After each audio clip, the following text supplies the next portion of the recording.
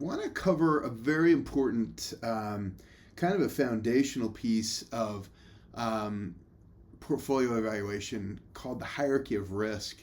And what this will do is hand you a framework for not only evaluating existing risk that is sitting in your portfolio right now, but how to evaluate risk of new acquisitions or potential new acquisitions, on their own, and then how it will fit in with what you have going forward. And it's going to be a powerful tool. It's fairly simple conceptually, but I think it's going to pack a lot of punch as far as protecting you. And the cool thing about it as well is once you have the foundation of this in place, you'll feel even more confident in moving forward and taking further risk in the future, because you'll know kind of where everything sits and where it stands. So it's very cool for structuring and visualizing what's happening with risk. So let's do a quick definition of risk. Dictionary.com has risk as exposure to the chance of loss, which I agree. Wikipedia would add, weighted against the potential to gain something of value. So we've got the chance of loss, and we're usually only going to put something at risk or expose it to the chance of loss if there's a potential for some pickup or for some gain, or to pick up the value. So let's look at risk, because it is everywhere, and this is a pretty good list, but it's by no means the entire list. But you've got risk of loss, which could be from theft, which could be from Wall Street theft, from your stockbroker. Risk that things isn't going to stay the same. You've got risk of time, or the risk of inflation, or the risk of purchasing power. It's all the same. If you just keep your money sitting in the bank, you're losing purchasing power on it every single day. So that is truly a risk of doing nothing. A lot of money sits on the sidelines right now because it's too afraid of the market, because it's expecting a correction. But know that that value is eroding by the minute. Well, risk of running out of money. So, hey, do you take do you engage on an update on your business and buy the new assets to help push it forward, and leave yourself a little bit exposed to, what if you need emergency money? But risk of running out of money. A lot of people will sit with their fists clenched tight and not be able to access opportunities that are around them that could very well advance their position, multiply things in a safe way, but they're so worried about the loss. Risk of fraud, and fraud could be in so many places. Fraud could be in the controller of your business. Fraud could be in the case of Enron, of a big six accounting firm back then, lying or looking to the side of unconventional accounting practices. Risk of fraud from someone saying something about a house you're going to buy, hiding mold.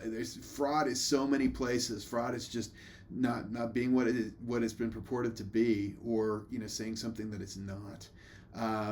That exists in so many places. From credit fraud, someone stealing your credit card. I had to switch out my Amex the other day, just someone had a hold of it. So risk of fraud, it's everywhere. Risk of uncertainty, we just don't know what's going to happen, including the risk of doing nothing, and because of the uncertainty, and push it back into the risk of time and inflation. But you just don't know what's going to happen, and sometimes you make a move and you hope that it's going to be great, and but you just don't know. But sometimes you got to make your best choice and move ahead. A risk of an act of God. Insurance companies are hesitant to insure homes in Central Florida because of the potential of a hurricane. Here in Utah, potential of earthquakes. I mean, there's risks of act of God, things you just cannot control, you cannot foresee, so that lives. Risk of regulatory control. What if the EPA comes in and shuts down whatever it is that your main product is, or what if Congress changes something, or takes away a license or requires licensing and you can't get one based on a criminal behavior in the past. Regulations can change anytime, and it could handcuff you. On the other hand, it could open up regulatory control. It could deregulate the phone company like Ma Bell, and then suddenly opens up to new competition that you didn't see coming. Risks of liquidity. Are you nervous about making a move? Do you do a hard money loan and put all your money out to work? Versus, man, what's the chances of me needing that money if something comes up that's real big? Do I tie up the money and then cut off opportunities?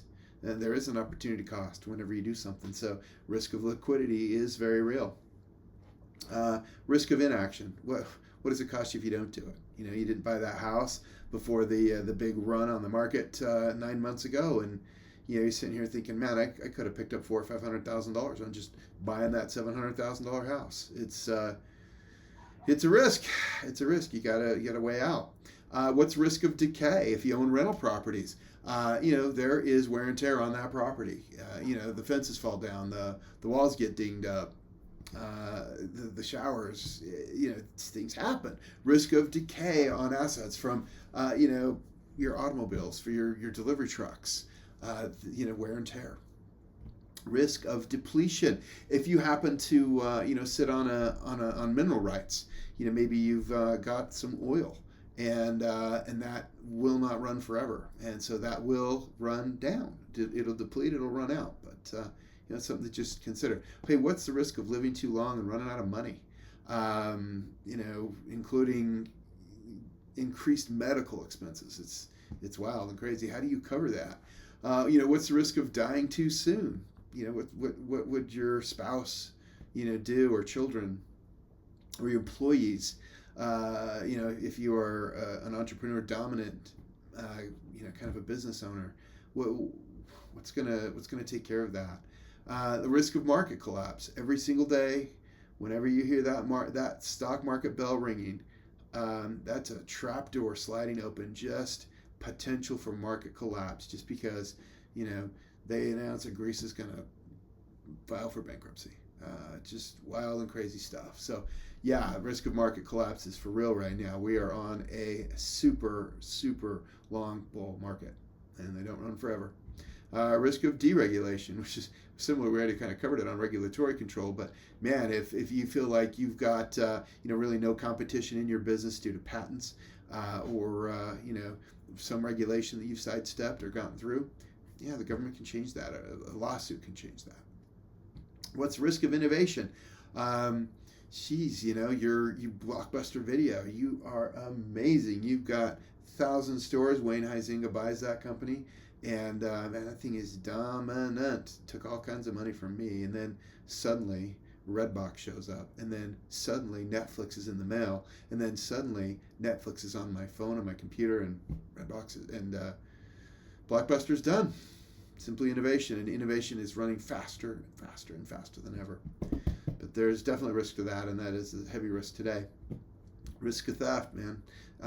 Simple. You know what that is. And then risk of supply chain continuity. We studied in accounting in school the power of just-in-time inventory, and we don't have to buy extra stuff because we can just have it arrive just at the second we need it. Except when the supply chain stops because of COVID. And who'd have thought that this would ever happen? The risks are thick. Risk of ignorance, meaning you just didn't know. You didn't know that your best salesman was just copying all your stuff and was going to take it and start his own company. You just didn't know about a regulatory change you didn't keep up with. You just didn't know you couldn't take that tax deduction anymore, and you didn't go to a competent tax preparer. Risk of ignorance, it's real. And so risk really is, if we look at it, is out there, and it's something that we need to address, that we need to control, and we need to minimize, because there's risks that are within our control, and then there's risks that are outside of our control. And most of these risks we talked about are beyond our control. And so because there is so much rampant risk outside of our control, I think we need to manage very well the risks that is in our control. So let's take a peek at a quick lesson on retirement income formulas, because we're here to talk about retirement income. The first formula is what happens during the accumulation phase, when we are amassing our pile of money. And the way that it grows is based on these three variables: how much money goes in or can go in on a regular basis, and then what is the rate of return, and then how much time do we have for it to grow. And those three variables, multiplied together equals the assets that are accumulated. And if maybe you don't have as much money to put in, but you can find a greater rate of return, you can get the same answer in the same period of time. So you can adjust any one of those three variables, and as long as you can increase one or the others, you can still get to where you want to be at the same time frame. Or if maybe you don't have as much time, you need to either increase your money you can put in or increase the rate of return, or both.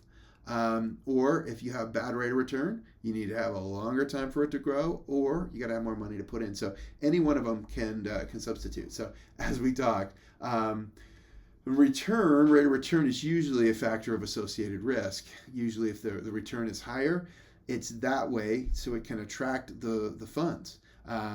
So usually when you see a higher rate of return, the opposite is true, that it's risky. For the rate of return is higher because it's risky, and that's what it has to do to attract the capital that is needed. And then the time, of course, is real. And then the second phase is, once we've got our pile of money accumulated and we want to start drawing out, stop the growth. The withdrawal phase has three factors. One is your pile of money, your assets accumulated, and rate of return, once again, subtract the tax due, leaves the money you can actually drop into your budget. So, we want to consider what part goes to the IRS. And of course, with the IRS, we know as they move their splits up and down against your money by increasing taxes, then that's going to have a direct effect on the money you can spend. Just as well as is what happens to rate of return. Assets accumulated might be a fixed matter right now. That might not even be a variable. And then how much can you take? How much longer will you live? Do you want to have it around, or are you planning on just living for one more year? And we will talk about in another place something called a Monte Carlo simulation, where very wise people have decided that you can pull 4% of your asset accumulation base. If you've got $1 million and you want that money for you to live, stay with you all the way, for you to not outlive your money, you can take 4% of whatever you have. So if you got $1 million, feel free to live on $40,000 if you want it to last your lifetime, which is not what we anticipated. Okay, let's focus in on risk that is the most relevant to the content here about investing and the assets that you want to hold for that purpose. So, most important, risk of loss. Losses hurt so much more than an equivalent gain. It's crazy. But of course, that's going to come from performance, or sometimes from theft or fraud, depending on what you're owning. If you own, a paper asset, there could be some fraud. If you own a collateral-backed asset like real estate, that could come from theft. You've got risk of purchasing power, and that's inflation. And we're feeling that right now more than we have in probably the last 30 years. It is just in the day-to-day, in the gas, in the loaf of bread, in the out to eat. And risk of purchasing power from taxation. All the government has to do is move the needle a little bit on how much they want to keep, and that really hurts us for our purchasing power. Cash flow. Does the asset require a sell in order to generate cash flow? And most of them do. The few exceptions might be a dividend-paying stock or real estate, rental real estate. You can hold that asset and you can still have the cash from it. Most other things require the sell, which stinks. And liquidity is also vital. How long does it take to put the value of that asset back into your cash flow? So liquidity is super important. One of the downsides about real estate, the cash flow is awesome. Liquidity, it might take you 30 to 60 to 90 days, depending on your market, to turn that house back into your dollars. And then collateral. The bankers have this down. They want to secure the safety of their investment with an asset, with a real live tangible thing that is behind it. And the idea is, if they want to make a car loan or their credit union, sometimes they'll put a low jack, on the bottom of the car so they know how to locate it, so they can send out their repo guy to grab a hold of that car and bring it back and sell it and get their money back. The bank will do that on your home mortgage. Obviously, they go on the title. They take a position there, and if something happens, if you try to change the ownership, they're there first in line, get paid before you do, they're first in line. So collateral is very important. That way, you aren't subject to the things like theft. Because you are protected. That's what I do not like about Wall Street assets, because it's all paper and no collateral. Control. What is your experience, expertise? If you were to sit down on a paper asset that you wanted to own and you tried to sit down and read through a prospectus, do you have any idea what they're talking about? One of the hard things about a mutual fund is we're just relying on a mutual fund manager's expertise and insight, because there's no way we can have our arms around the 300 companies that they have ownership in. But control is your decisions. If you were to go in on a partnership on a piece of property, maybe a Grant Cardone capital fund, if you needed access to the money right now, and that money was out, and other people you were partnering with, they don't want the money out, what do? You're kind of subject to the other people. And so, control would be important, as long as also your influence in your decisions.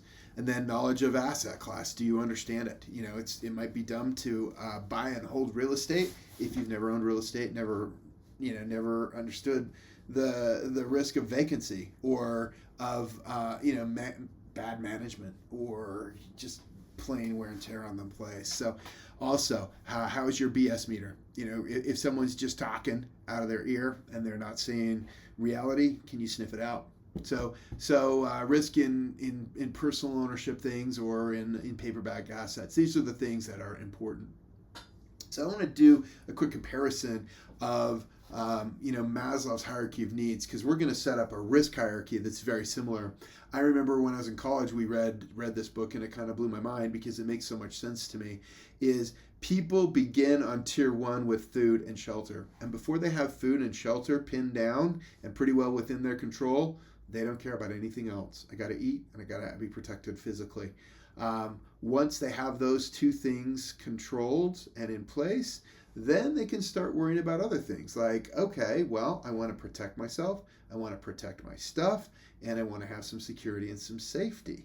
And if it gets to the point where suddenly they don't have food anymore, they're going to drop back down. They don't care about protection and security.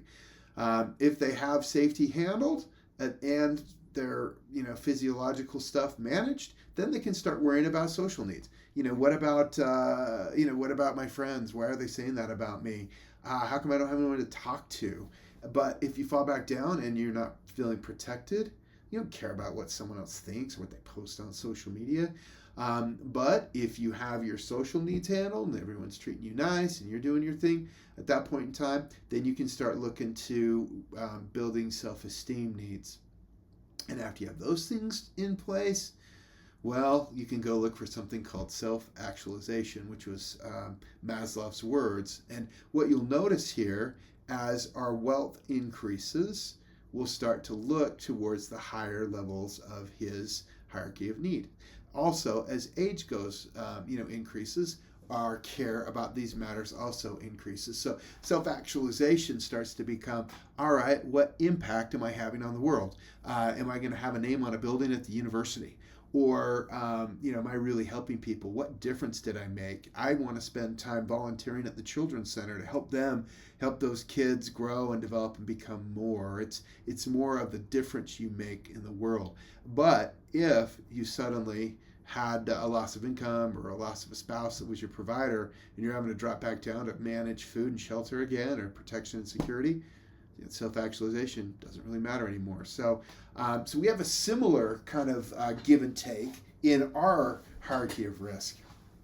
And let me go over this. Now, tier 1 assets are kind of the foundational stuff. This is certainty. And if you have this certainty part handled, then you can start to look above. But if you don't have the certainty, it's a risky proposition to start looking above. So certainty is things like reserves or emergency cash. It's guaranteed investments. It's business separation agreements if you're an entrepreneur. It's privacy, so some people couldn't come get you if your teenage child had an automobile accident that hurt and damaged property, and then protection from all kinds of insurances, loss of income, loss of becoming disabled. It's having these things set and protected. And again, you'll see if we look out here to the arrows, as we go up, this is where our risk starts to increase. And you'll also notice that as we get down further, towards the base, our control is highest. So risk and control are sometimes inverse. So tier 2, after you've got this stuff in place, maybe you've got all of your insurance covered, you've got your central reserve account in place, so your pension is kind of handled, then you can start looking up and seeing other things. Tier 2 would be assets and investments that you control and have heavy influence in. Real estate that you own, your business that you control that's over 3 years old, as you know, 90% of them will fail within that first 3 years. So if we're free and clear into a aged and seasoned business, then that's a lot of power and control that you have there, just you. And we can look at these percentages. We'd suggest you have 40 to 50% of your wealth here at the bottom in the safe, solid control world. And then as you move up to the next level, maybe 30 to 40% of your business wealth, of your wealth is in business and real estate. So let's move up to tier 3. Once you've got these things handled, some people are craving the opportunity to have some kind of variety in their investments. In fact, that's a real thing. People get bored. And so tier 3 moves into things like a startup business that you're doing. It's not seasoned 3 years, but it's something that you are very interested in. It's assets and investments that maybe have collateral, but are controlled by others. And so, maybe you've got a home, a commercial building that's being leased out by someone else, or you're a partner in a business that again has collateral, but it's not your control. This could be examples of real estate notes. If someone there's a place you can buy, sell, or carry back notes, and rates of return are good. 10-12%. Collateral back, but not all the way in your control if that payment's made. Or life settlements. This is a situation where someone maybe has an aged life insurance policy. They're maybe 80 or 85 years old. They find out that maybe they're terminal, and they've got some cash value, but not as much. Maybe they've got 60 or 70 grand available, but the death benefit's $2 million. You could buy that from them. Maybe you give them $1 million. You take over the payment of the principal of the premium, as long as they live, and then the money becomes yours. So it has collateral based on their life. We just don't know how long he's going to live, but it really makes a big difference for that person who's terminal, who wanted to maybe give some gifts to the family or pay the medical bills. Life settlements are really cool. Structured settlements are also very cool. This is a situation where maybe a 22-year-old kid gets in a car accident. They go to court. The judge finds that it was the other people's fault, and so he says, "Hey, pay this guy $1 million." But because he's 22 years old, let's pay it to him $50,000 a year for the next 20 years. That's his $1 million.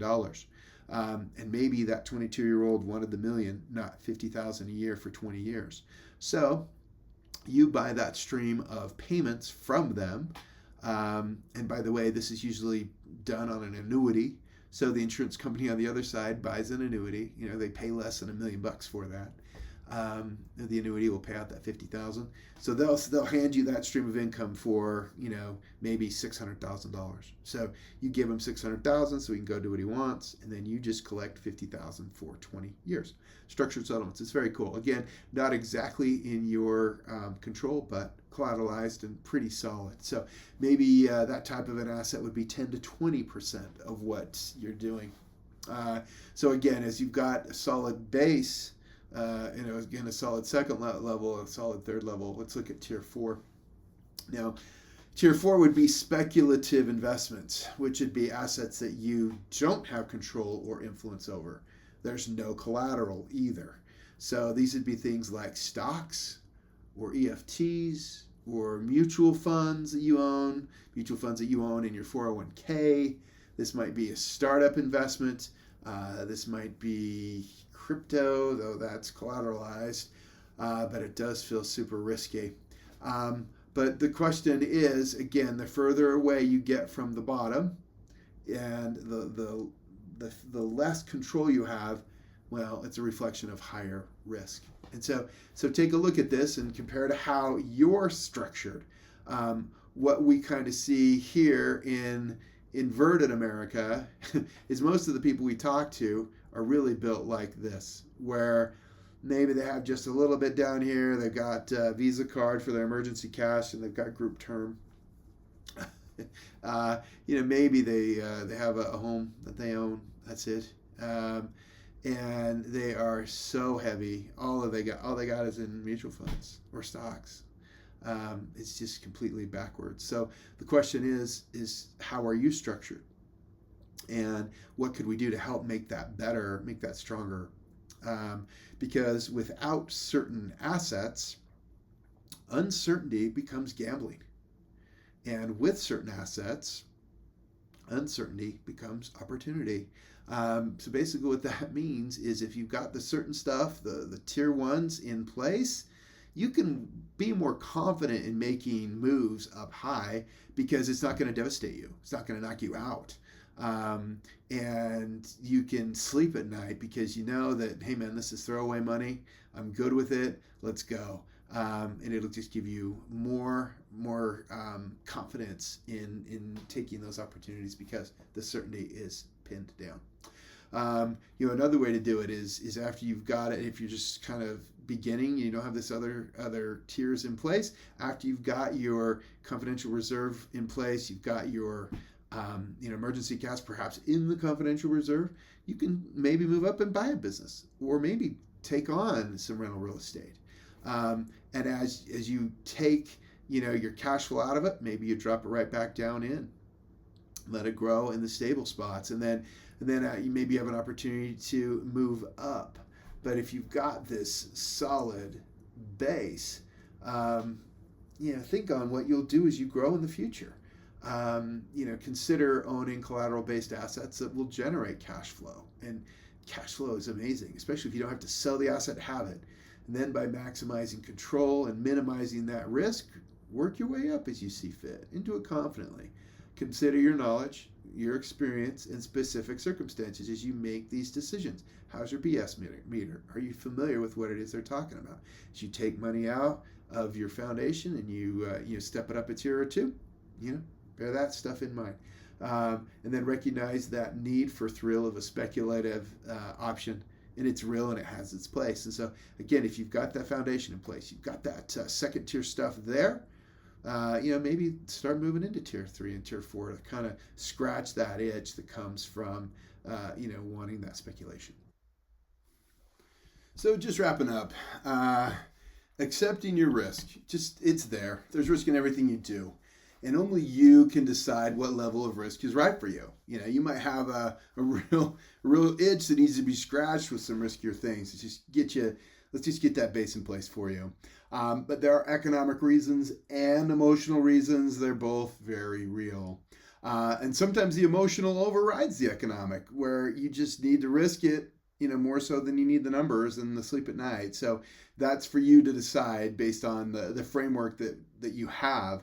Our purpose is to just give you the optics so you can see eyes wide open, and allow you to make the very best possible decisions that you can with whatever information you have that's available at the time. And just know, as you continue to keep that CRA/emergency cash first tier flush with cash, opportunity is going to seek you out. And it is so true that, this is Nelson Nash's words of a wise man from Alabama. When you are in a position of cash, opportunity will seek you out because people will know. And they'll be like, oh man, we should talk to my buddy Stan I think he might be able to do this deal, and they will bring you good deals. You could just decide, and I think you'd want to balance these opportunities against the same framework I've just handed you. Do you have a BS meter? Do you have experience there? Is there collateral? If there's not, again, go in eyes wide open.